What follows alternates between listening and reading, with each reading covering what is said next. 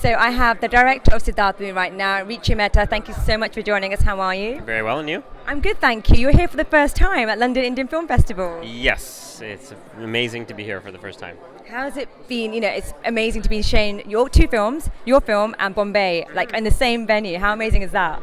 It's pretty amazing. Yeah.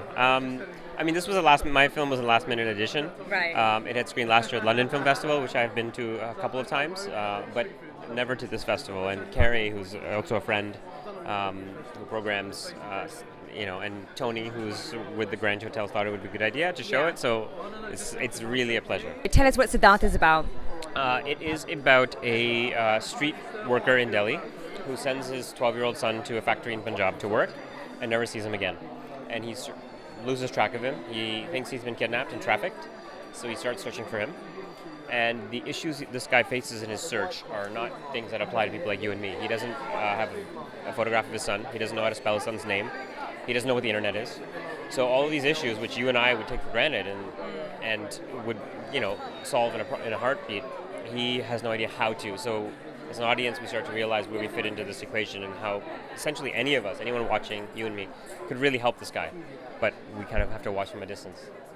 And when you made this film, the guy and the story about him, he must have felt really surprised. Was he shocked, the fact that you made a story about him?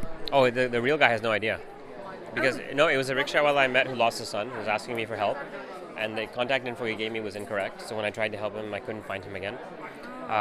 His name was Muhammad Ali. So I don't know if I can track down a rickshaw named Muhammad Ali. I tried. And he's gone. So for me, this was the next best thing I could do. So maybe if he's watching this, we might find him. Who knows? If he's watching, absolutely. But I also think he's not watching this. He's probably too busy working to support his family. So what's up next for you then? Next is, again, one of 3 projects I'm writing. I'm here in London for a little while, actually, putting together a co-production, potentially, and just kind of seeing where the projects take me. So we might be seeing a project for another 5 years? You might see 3 or 4 projects come right away.